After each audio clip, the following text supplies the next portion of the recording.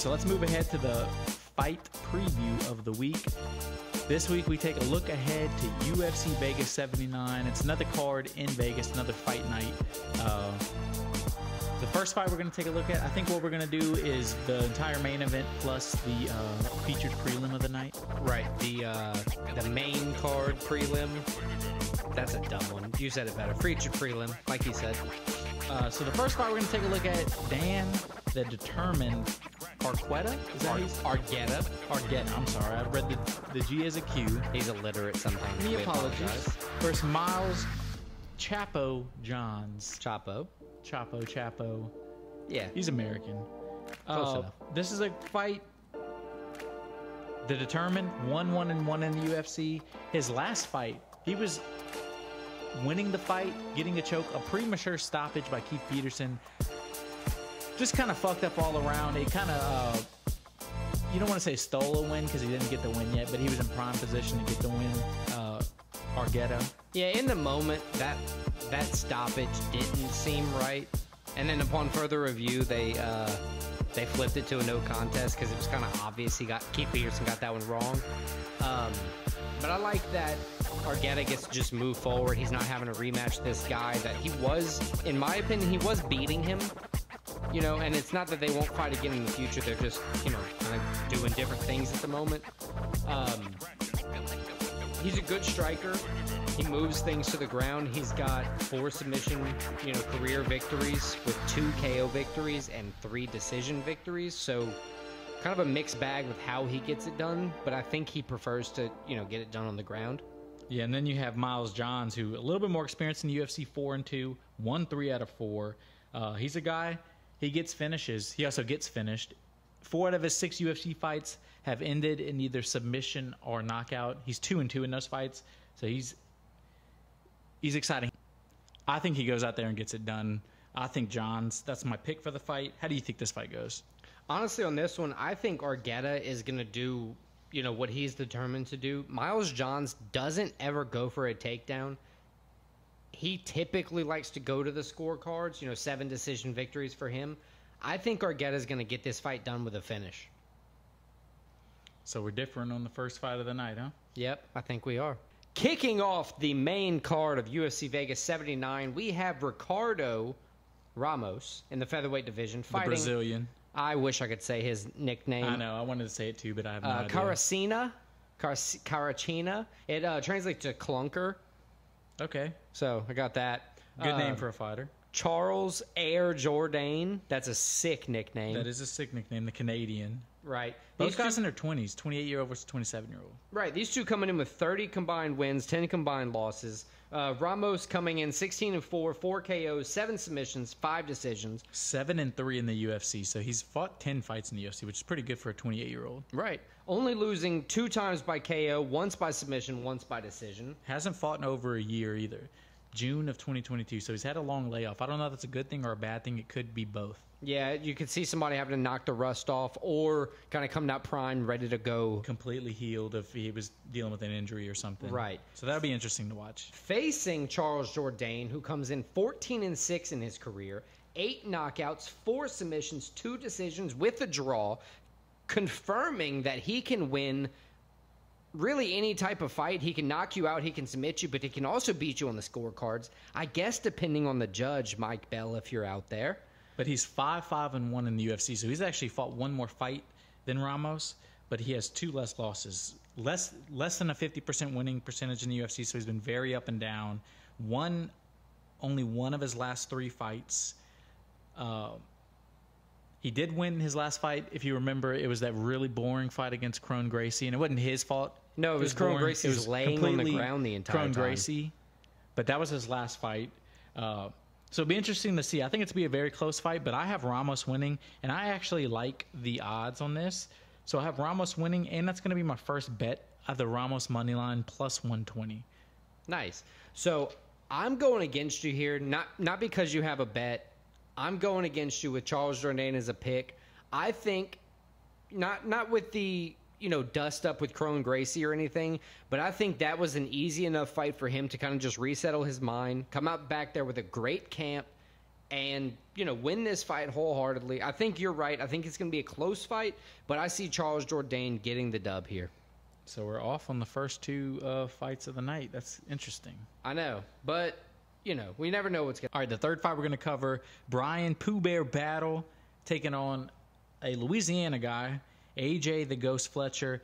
Brian Battle comes in 9-2 in this, 4-1 in the UFC. Won his last fight with a 14-second KO. He actually has two under a minute KOs in the UFC, so that's impressive. Taking on Fletcher. He used to sport long hair. For people who don't remember Brian Battle, he was long hair. He always fought with a caveman, crazy style. That's still Brian Battle. He's just now blonde with like a crew cut. He's getting better too. He is. He is getting better. Fun guy to watch, and he's taking on another fun guy to watch, AJ Fletcher, a guy that's 10-2, as we said. He's never been finished. He's 1-2 in the UFC, so he lost his first two, won his last one. So he's trying to kind of get a grip in the UFC, prove he belongs there. If I can steal a term from the great Pat McAfee, AJ Fletcher's a dog. Yeah, he's just a guy. He'll go in there and scrap with you. I think these are two guys that are going to go in and scrap with each other. This is going to be a very good fight, very competitive fight. I got to go with the Louisiana guy in this fight. I think AJ Fletcher gets it done.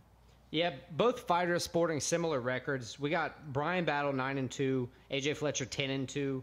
Both fighters losing, Battle losing once by decision, once by submission, and Fletcher losing twice by decision. I think it's going to be a very competitive match. I agree with you. I think AJ Fletcher is going to win. Like we think, hometown hero. I think the Ghost is going to, just show Battle what's up, kind of finish it, and, move himself up in the rankings. So our first one we agree on. Right. Agreement.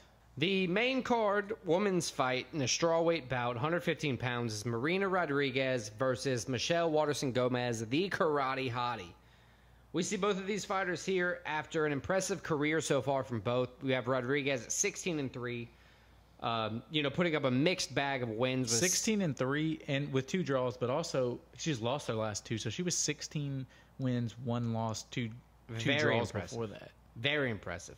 6 KO wins, 1 submission victory with 9 decisions. You said sporting 2 draws. She's only lost once by KO and twice by decision. Six wins, 3 losses, 2 draws in the UFC. She's fighting the Karate Hottie, Michelle Waterson Gomez. Got married recently. Congratulations to her. She's been married. I think she just recently changed her name. Hey, good for her either way. Good for her husband. Yeah, I don't care. Mr. Gomez. It's all on them. So, she's coming in with a great career. Might be towards the end. Great. I would say 18-11 overall in her professional career. She's lost 3 in a row, though, and 5 out of her last 6. So I'm not worried about that. She looks cool when she's doing it. 3 career KOs, 9 submission victories, 6 decision victories, only losing once by KO, 4 times by submission, and 6 times on the cards. Her last win was September of 2020. Sounds like a hater over here. I'm just the realist, Michelle. I love you. I feel you. But look, Rodriguez won last time out by unanimous decision against Gomez. Not her last time fighting. Against Waterson Gomez, she won. Rodriguez has gone 2-2 since. Both fighters really need to get a win here. I think we see a different fight with Waterson. It's not going to be different. Well, I think different, not in the outcome, but in the approach. I think Waterson's going to be a bit more aggressive here. I think she might actually get caught is the problem. I think aggressive is going to be the undertone of Waterson's game plan coming in, and I think she's going to have to do that if she stands hope of winning. But I ultimately think that's going to be her demise, so I pick Marina Rodriguez to win the fight. What do you think? I'm picking Rodriguez as well. I think it's going to be a more dominant performance from Rodriguez when they fought in May of 21. Rodriguez needs this. She needs to end her 2-fight losing streak. Again, she had only lost 1 time before the last 2 fights, so she's trying to get back. Waterson, she's just been on the slide lately. No offense to her. 5 out of 6, that's a struggle. Rodriguez with the win. All right, so we arrive at the co-main event of the night. Bryce Thug Nasty Mitchell taking on Dan 50K Ige. This is a very interesting fight. 2 guys that have a lot of... one guy had a lot of promise coming off his first loss. That's Bryce Mitchell. 15-1 overall, 6-1 in the UFC. His last fight, though, December of last year, Ilia Topuria dominated him and kind of embarrassed him for his first career loss. It's going to be interesting to see how he responds from that. Yeah, beat the guy on the ground. Beat him he's a ground guy, and he got beat on the ground, and it's like, how's your confidence? How's your mindset? How's your ego after that? Taking on Dan Ige, who's a guy who we know is very resilient. He's won 2 in a row after a 3-fight losing streak. 9-5 overall in the UFC. So he's a guy, it looked like his UFC career might have been over. Last 2 fights, he's come in and performed. 17-6 overall, never been finished. He's a guy that comes to fight no matter who he's fighting. Whether he wins or loses, he's going to give you a tough time. I think this is a great fight, a great co-main event of the evening. How do you see this fight going? Because it could go either way. So I think Mitchell's career loss, or first career loss to Topuria last time out, Who's a dog? by triangle, was just an eye-opener for him. I don't think it's a stain on his career. I mean, you go 15-0 because you're that dude. You are that dude, right? But confidence is a lot of this. I mean, you win 9 submissions. This is your first loss. In a long career with a young guy like Mitchell, he can fight. He can stand to take a few more losses. Look, I think he has contender potential, but I think if he uses his ability to finish Dan Ige here, the way to do that for him, his game plan is going to be to fight patient, not to fight angry. I think he's going to do that, and I think he's going to get the finish here. I think he beats Dan Ige this weekend.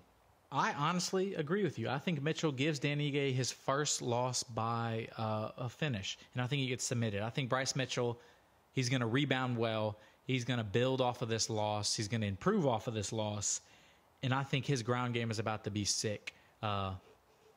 Honestly, Ige's best chance for victory here is going to be to keep the fight on the feet as much as possible. Agreed. Strike as often as he can. Use his lungs and take the fight deep into the fight, maybe to the cards if he can do that.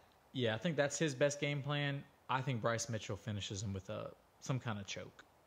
To kick off the main event for UFC Vegas 79, we have Rafael Fiziev versus Mateusz Gamrot in the lightweight division, as like we always said, probably the toughest division in the UFC. What are their rankings in this? 7 and 8 in lightweight? I think Fiziev is 6 and Mateusz is 8.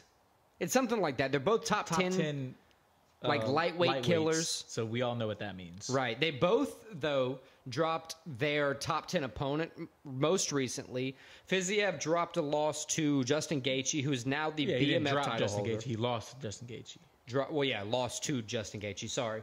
And Fiziev, that loss to Gaethje ended his 6-fight winning streak. But, it's Justin Gaethje. Gaethje, and you went to the scorecard, so right. You didn't get knocked out. And he won a round. Yeah, you did good. And then Gamrot lost to what's his name? Gamrot lost to Beneil Dariush recently. Beneil Dariush, but his last fight was a short notice win over Jalen Turner, which was a nice win. Right. Both guys in the lightweight division coming out strong. Honestly, this is going to be... Gamrot's never been finished either, which was an interesting fact. You're right. This is going to be a very powerful fight. I think here we're going to see a very kind of drastic style change or drastic difference in styles. That's going to dictate the fight. I think we see the first round, Fiziev, Gamrot, both trying to find their distance. Second and third round are going to be probably one apiece. Fourth round is where we're going to see the real action. I think we're going to see Fiziev knocking Gamrot out in the fourth round. I take Fiziev to win the fight, move on in the lightweight division, kind of line himself up for, possibly a Dustin Poirier in the future. Somebody, that caliber, if he's going to go on and fight the champ, the BMF title holder. I got Fiziev. I think it goes to decision, though. I think it's going to be a chess match between the two guys. But I also have Fiziev winning the fight.